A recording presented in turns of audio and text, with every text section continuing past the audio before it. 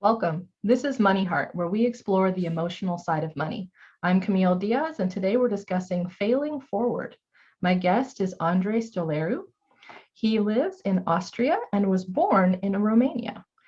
He studied finance and banking at the Christian University in Bucharest, and then he switched his career toward acting and played at the National Theatre of Romania for 3.5 years.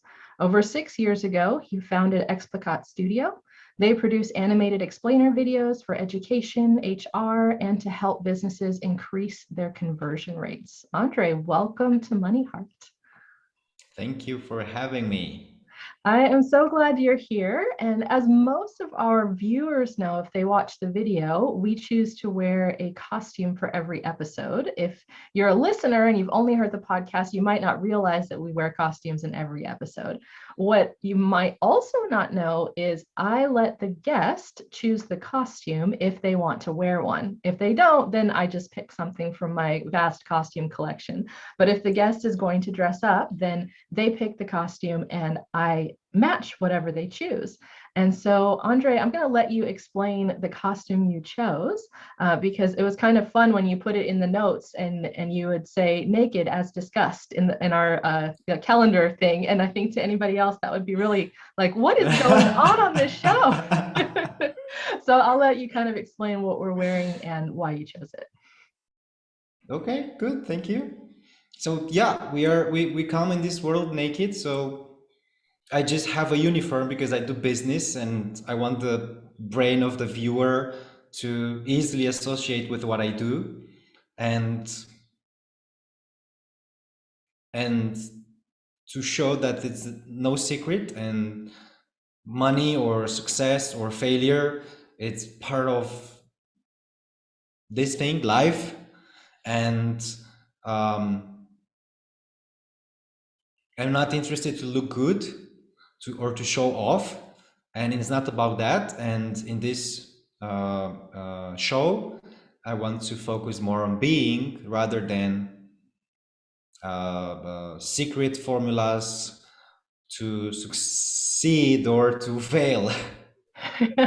Yes, I love that. And so for those who can't see us, if you're only listening, we are each wearing a suit jacket, and that is it. I have accented mine with earrings because I love earrings. So I thought it would be okay to wear something I love. But that's it. That's what we've got because that's kind of the standard business uniform, and you're just you underneath. And that's really what we work with is we work with what we have. So Andrei, you studied finance and banking and then switched to becoming an actor. Kind of share your story. How did that happen? Because I don't think that's a super common path. Yeah, that's interesting as well, even for me.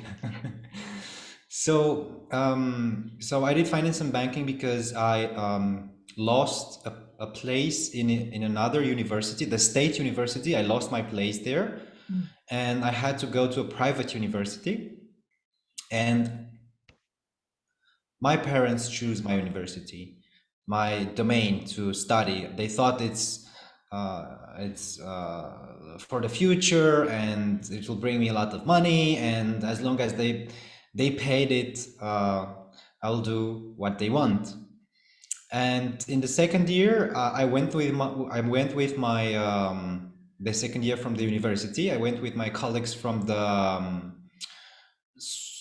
extra schooler activities, extra school. Extracurricular. Yeah. Yeah. So I went with those colleagues at a theater play for students, and I like it so much that I didn't want to leave the place anymore, and I said I want to stay here. And it was late. It was like from 7 p.m. to 10, like 2 hours, 10 p.m. And at that age you have to go home. So my colleagues were, Andrei, we have to go home, and I said no, I want to stay here, and I remained. And they left me there, and I spoke with somebody there, and I said I got it. I instantly got in love with theater right there, and I registered for the course. And I think in 1 or 2 weeks they called me, and I went for some interview and how is it called in theater? Audition? Uh, Audition, yes. And then I I started the course, and then I got selected for the National Theater. And in I was just passing. So during the university, I was just passing the courses from now and then I just switched to acting. I liked it much more. That's awesome. I love that. Following what you were drawn to and doing something you loved and enjoyed and really wanted to do rather than focusing on something that's like, well, this will make you money, so you have to do it. So go do it whether you like it or not. Yeah.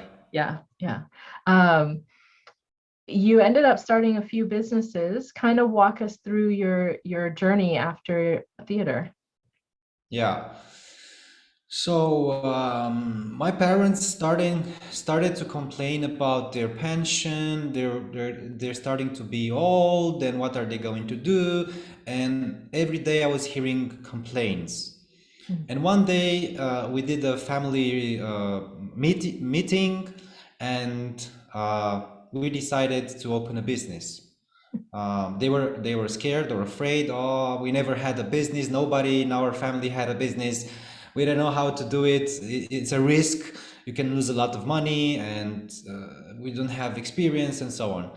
And I encouraged them and inspired them to open. They relied a part of, yeah, let's say a part of the, the business was on me. mm. They trusted or relied on me.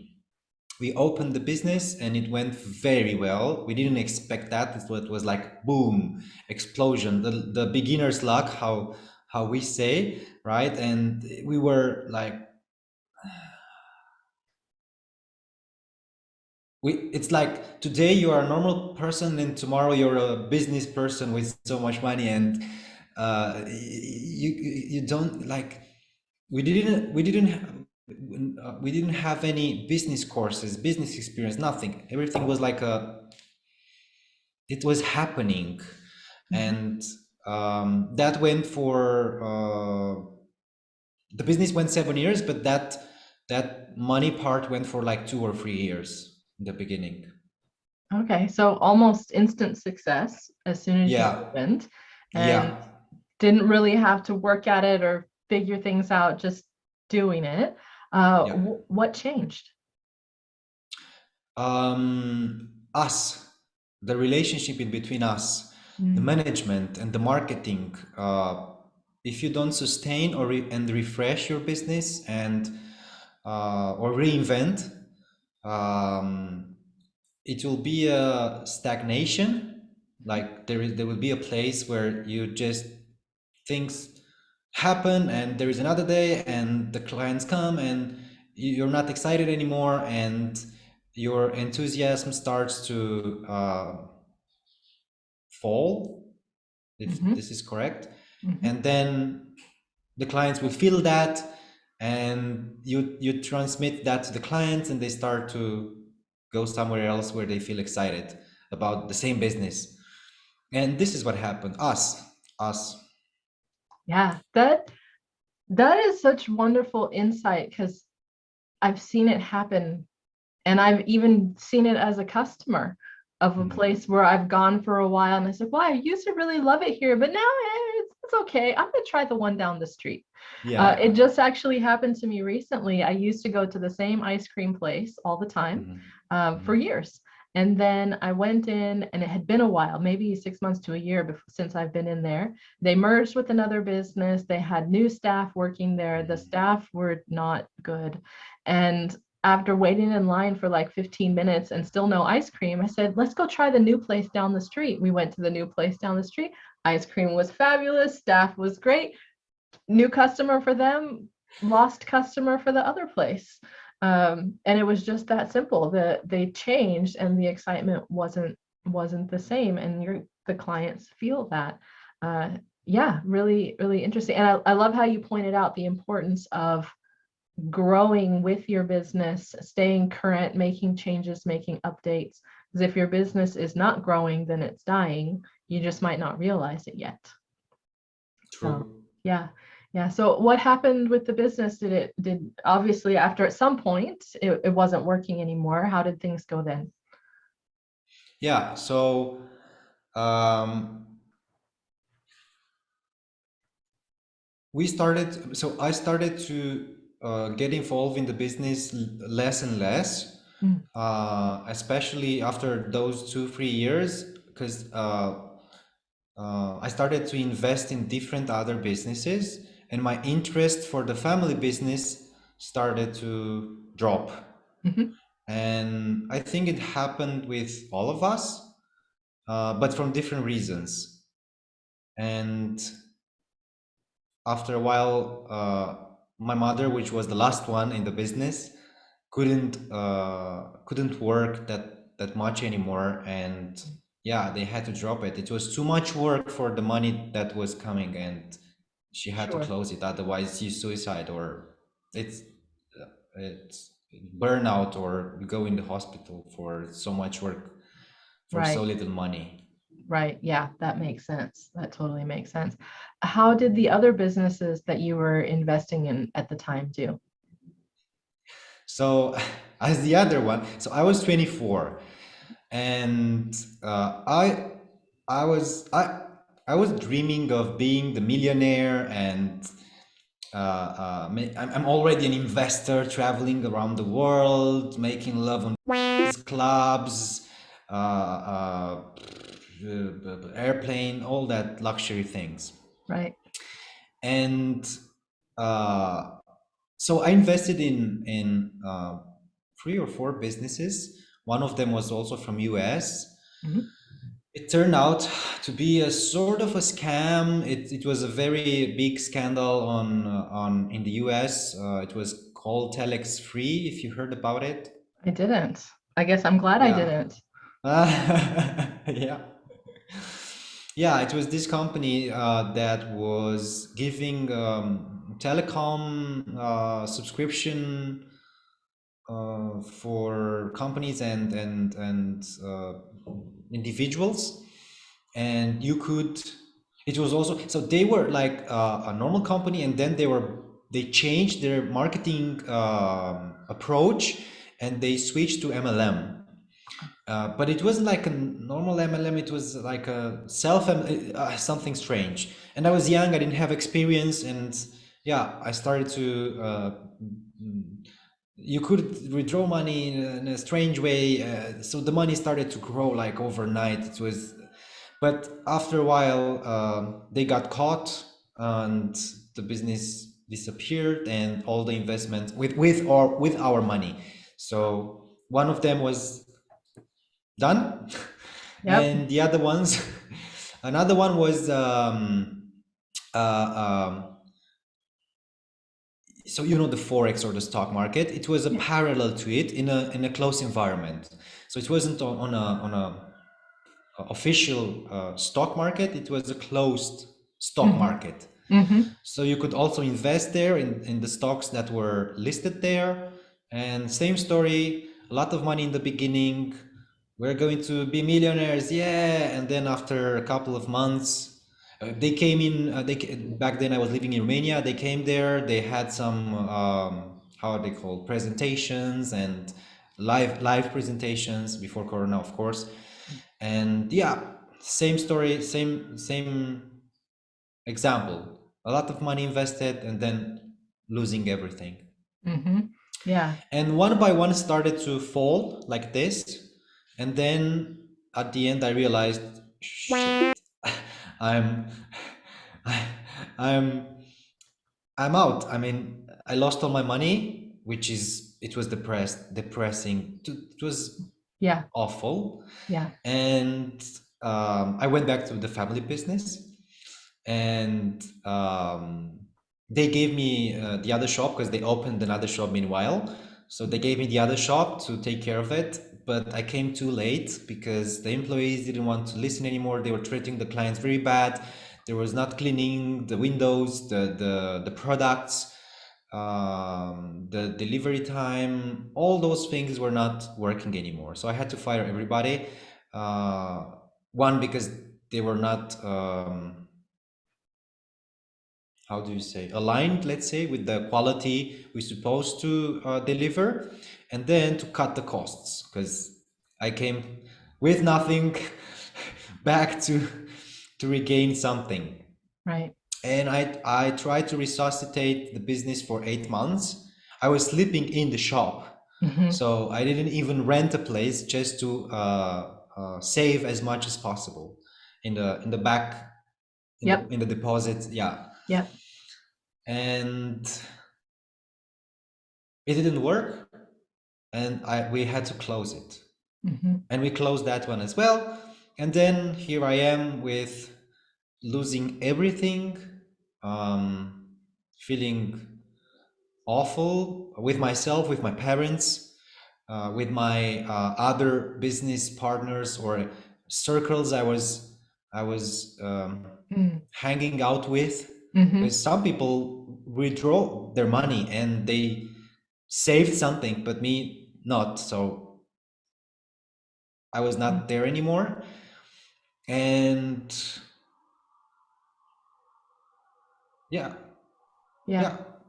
Yeah. I know that feeling well. And I feel like, this is why we're doing this show, because it's so important to talk about these things that happen, and let other people know. Yeah, I thought all of these businesses were going to be amazing, and then this one failed and that one failed and this one went wrong and this one had the wrong staff and I couldn't fix this one. The same thing has happened to me. I had a ballroom studio with some partners quite a few years ago. It was amazing until one partner left and a new partner came in. And just like you said, the chemistry was all wrong. The clients can feel that. They start disappearing. We ended up closing. We broke the lease and we had debt, and all of this money that was supposed to come from somewhere that was now not coming in. Um, and I just pretty much spent a couple of months, wearing sweatpants, sitting in the dark, watching TV, and trying to melt through the furniture into the floor and see if I could disappear. That's that feeling that you have when you do this. And I think the same for you. Like, some of your friends got their money out, and so they were a little bit better off than you were. Um, the hardest part for me, I don't know if this happened to you too, was two things. One, when people would say, "Hey, how's that going?" And I would have to say, "We closed." And then the other part was when people who had been clients and who had been there would say, "Man, that was really great. I wish it was still there. I'm sorry it closed. Wish you would have stayed open. So sad." And in my mind, I know they're trying to be helpful and tell me how much they appreciated the experience I provided. And what I was really feeling was, well, then you should have showed up and spent more money with me so that I could have made it work. I felt so angry when they would tell me that. But I wasn't really angry at them. I was angry at myself for it not succeeding, because I felt like it was entirely my fault and I'd done everything wrong. Did you experience that same feeling? Yeah, both cases. Mm-hmm.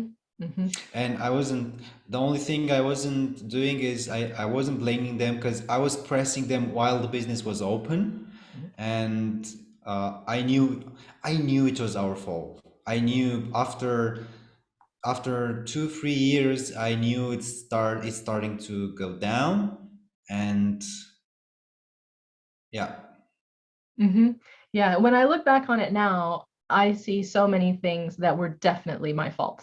100% that was my fault, and that was my fault. Even if it was something that someone else did, it was my fault for not Mhm. stepping in, for not speaking up, for not being involved, for not going, "I think that's not a great idea," and for not getting myself out earlier if I thought that the situation wasn't going to work. Because I always had that option. I was just too stubborn to take it. even though there were lots of warning signs letting me know maybe this isn't going to work out the way you think it will. You're probably not going to be here at age 85 teaching people how to waltz, like it's probably not happening. So figured out, but I just didn't see that at the time. At this point, I'm super grateful that it happened, because one, I didn't have to have a business based on face-to-face interaction with lots of different people during COVID. Because if I didn't close before, we definitely would have closed or really struggled then. And two, it led me to become a business coach, which I absolutely love and also never would have done if I was still there. So I think it's great. How do you feel about how it's turned out? What, the business? Well, now that one's closed and you kind of went through a recovery process, I guess I'm asking, tell us about how you turned it around. How did you change your mindset? How were you able to move on to the next thing? Because that sounds like you had 4 or 5 failures back to back to back. How did you Yeah. manage to move forward? Yeah, so I have to mention that, and I heard this story from so many people or success stories. Um, so I was in the last 2 weeks before closing the business. I was checking my Facebook, and I saw a message, not a personal message, like a post Mhm. from a guy that I met 4 years ago once, and we never spoke in 4 years. And he posted a job opportunity in Netherlands, Mhm. and in the same 2 weeks before closing, one of my good friends came to me with a business proposal, and the business was about um, oh, plants. I would say plants, drugs, the things from plants, Okay. the pills and other things, but from not from companies that produce medicine, but the others that produce For like vitamins? natural vitamins and all those natural things. Okay, yeah. Yeah, and back then in Romania, the we so there are pharmacies, like place where you buy drugs and medical, right? Right. And there were not the other kind of natural things. It wasn't a trend. People won't expect to enter that building and buy natural things. Only medicine. You go to the doctor, he gives you the prescription, you go to the building and you buy the things, the Hmm. medicine. Hmm. And there were other buildings specially for natural things. They weren't combined. You didn't find everything in one place. So Right. that was a huge opportunity for us to start promoting natural things in the In pharmacy. the pharmacy. Yeah. Huge opportunity, huge. Nobody had it. I did acting, so I was very good in sales. I had my own business. A lot of people were appreciating me, asking about me after we closed. So I did some MLM in the back in before acting. So communication and sales was okay for me. Sure. And I thought for it. I thought for a couple of days, and I said I have to leave the country. And this is what I did. I left the country with borrowed money. So I borrowed 150 euros, which means $200. Mhm. And I went in a van for 4 days drive and to Netherlands. And then I started the job there. And during the job, this was the change that you were asking. So that was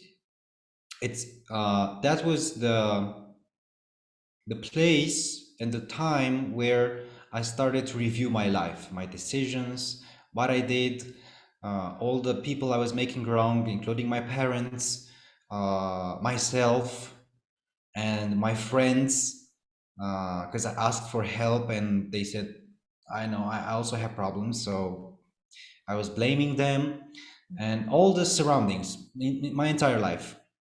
And day by day, I was going to job and reviewing my, this is what I was doing every day. Tomorrow I even started to review my life in English. So in other language, like, because there you have to speak in English, right? And I'm native Romanian, and I'm thinking in Romanian, but there I was speaking everyday English. Right. That I started to, and it was a new. Oh, I didn't saw my life in a different language, so that was also a different perspective. Yes. Of course, it's worth to mention that in all this process of reviewing my life, I use techniques and distinctions that I learned in landmark education. So this helped me very much. Otherwise, I would be in the rat race of the thoughts, Hmm. trying to prove myself I'm right Mm. about it, about anything.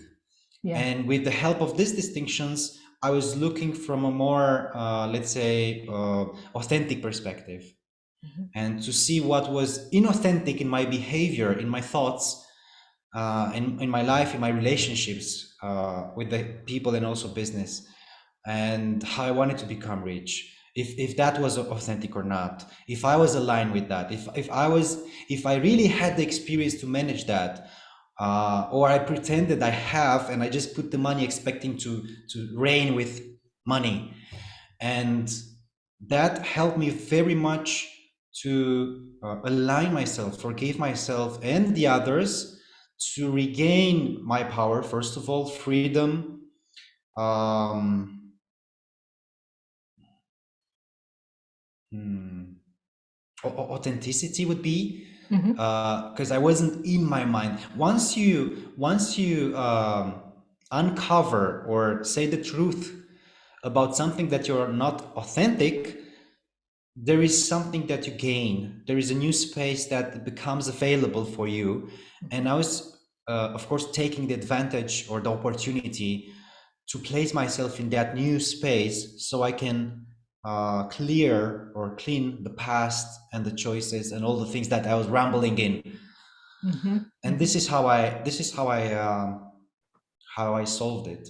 Yeah. I love what you brought up of being able to forgive yourself, because that is, I think, where many of us get stuck, is we keep running through that situation that we realize maybe we didn't make the best choice. I would have loved to have done something differently. And we get stuck in that loop of I messed up, rather than saying, yep, that happened. It's okay. We're going to move on. And really, really being okay with that, being okay with the mess that you made, and saying, look how much I learned from that. Look how much better I'm doing now. And ultimately being grateful that that happened, because wow, it set you up on such a better path. And when we can get to that point, then the rest of it is almost easy. It's just getting through that bit is the hard bit. So thank you for bringing that up and for sharing that. What are you most excited about going forward, or what else would you like to share with us? I know before we started, you talking about the concept of doing and being, and I love this concept. So if you share it again, that'd be perfect. This is what I, this is what was I was this is what I was about to speak anyway. Perfect. So, yeah, so that was the turning point for me. Mhm. That gave me so much power and anchored me in my authenticity, that I don't want to lose this. I can even lose it. That's what I. This is who I became. Mhm. I think, right. Yeah. Yeah. And um, with all the things that gives this space of authenticity from being, not from mental. Let's make this distinction. So and there are many writers, many authors talking about this. I will just make it very short. And many people that speaks in different sentences, but basically saying the same thing. Uh, uh, there is the space of being, and there is the space of, let's say, thinking. And you identify with your mind and with your thoughts, and you lose yourself in the mind and in the thoughts, and that's not a bad thing. It's part of the mechanism, just that when you distinguish, that's not all of you, and there is something that you come from or operate from in that mind, in that identity, personality, right? Mhm. You gain a sort of power and freedom from it. You're not trapped in it, in your mind, in your thought, in your emotions. So this being distinguished, I don't, and from the moment I aligned with my authenticity, I don't want to drop this anymore. And of course, I go to my mechanism, but I'm present of it, and of course, I do my mental conversations, and sometimes, yes, I try to be right about it, and I make things about me. I make world about me, and but when from the moment I'm aware of it, I just drop it, stop it. That takes your power, uh, takes your relationships. You always end in a frustration, sort of something it's not right, something it's not working. There is a inside. I don't know how to call it in English. Inside. Unhappiness, I would say. You're Mm. not, you feel, uh, Unsettled, maybe. Google Translate. No, this is not the best translation. Sorry, we don't have the word. Next. But It's I not think a I good translation. understand the feeling. It's where you feel like you are not enough, or it's you're sort of not complete, not, Yes. yeah. Am I getting it? Yeah, Yeah. that's the Okay. thing. Yeah, it's Okay. like when you put rock to rock and Hmm. you make like this together, and it's It makes that that's scrapey sound. Yeah. yeah. Yeah. It doesn't fit. Right. Yeah. Yeah. Hmm. So yeah, and of course but when from the moment I realized and I catch myself during the day, during our conversation in the business with people, friends, family, I immediately drop it. I see myself doing that, drop it, align yourself, and then something I would say powerful, and also I would say mm, intimate comes. You feel more intimate, connected with other people instead of being in your head Hmm. and trying to respond as a machine to a conversation that you process. Yeah. You are with them there. Right. Yeah. Being present, I think, is how people usually say that. Mm-hmm. Yeah. Mm-hmm. Hmm. Hmm. I love that. What kind of results can we expect if we focus on being rather than what we're doing? Because you had something wonderful you said about what lasts. Oh yeah, yeah. This is another thing. That's why I said I don't want to drop it. And all my actions in my personal life and also in the business, I always align it with the authenticity. I'm not going into the mind. Yes, I work in marketing. Yes, I use strategies. I know them. Yes, I do sales. Yes, I do all those tricky wording formulas. Yes, I use them every day. Just that the space I'm communicating from, it's authenticity. And I don't know how, I didn't invent the world and the universe. I just noticed that authenticity lasts more than the mind construct. Mind construct means, let's say I want to have a car, and some people will say, just tell me what to do, and I'm not interested in being. Just tell me how to make that money and buy my car or my house or my whatever. And yes, it works. I'm not saying it's not working, just that it doesn't last that much. Right. And I want to pronounce it correct, last, because I don't want to go into lust. So, yeah, so it doesn't last that much, and I'm not encouraging inauthentic behavior, formulas, strategies, ways, and as the most we operate from our authenticity, all the others align to it. We will find ways to behave to be aligned with authenticity. Of course, there is a lot of inauthenticity in the world, including us, right? And yeah, I acknowledge I'm not authentic. So and now I'm free. I just acknowledge. I don't hide it. My power is not under the carpet. It's right here. Yeah. Like we spoke in the beginning. This is why we're naked. Instead of people having those conversations, why are they? And the this is how I call it, mental construct. The mental construct, if you operate from it, yes, it works, but it doesn't last. And I believe people wish for their kids to live in a loving and beautiful and happy world. We all wish this, just that our behavior when it comes from inauthentic place, inauthentic spaces, it shows that we are not aligned with what we wish in the world.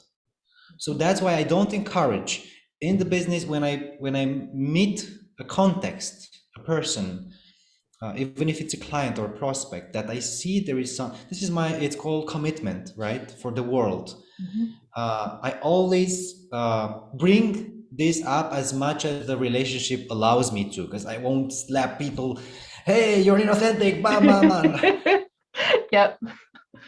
I can see there, and I put the language in a sentences in the way, and I bring the conversation in a way that, of course, it's confronting for the people, because they are um, schools, education, courses, gurus, whatever.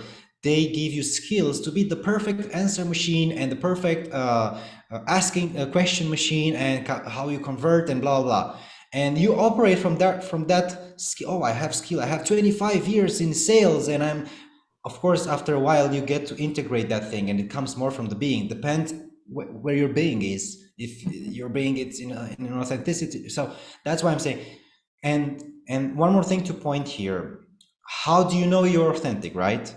So the depth, because okay, I'm talking about authentic, but okay, what's that? How it look? How it is? How do you feel when you're authentic, or how is it? What's that? Yeah. And the definition of authenticity from the landmark perspective um, is to be true to yourself. Okay, I can lie to myself and pretend I'm true to myself, right? Right. The Of course, to really be true, like to really be true to yourself, not as a mental conversation, to feel that I don't, and I'm sure people that are watching, they really have at least once in their life the experience that they really knew that was the choice, the best place to be, the best answer they could give. Because sometimes you give an answer, but you're not really happy about it, or you think, oh, I could have said that, I could have done that, and so on. Right. And in the moment, you feel that's the perfect, that's authenticity, and Yeah. not as a mental construct. I love that. Thank you so much for sharing with us and for being on the show today. It's been wonderful. Uh, if you Thank would you too like for. to, yeah, if you would like to get in touch with Andrei, you can send him an email at andres@explicat.ro. His website is explicat.studio. Thank you as well to all of our listeners and viewers. I'm your host, Camille Diaz. I'm a business optimization coach, financial educator, author, and speaker. You can contact me and find out what I'm up to through my website, CamilleDiaz.com, and follow me on social media at Cam Unfiltered. Be sure to follow MoneyHeart at MoneyHeart Show, and our website is moneyheartshow.com.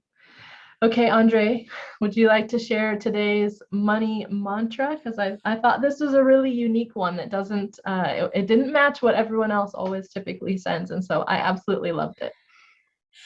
That's why I go into it authenticity, and I don't like to bring secret formulas and blah blah blah. Look at the things that they are and the way they are not. And if you put in front of a monkey, in one hand a banana, and in the other hand a $100 US dollar, so everybody knows, yeah, bill, what do you think the monkey will choose? I'm gonna guess the banana. Of course, exactly. Yeah. Yeah. So yeah, so the monkey will pick the banana instead of money. So Yeah. yeah, yeah. I love it. Thank you so much. Thank you too.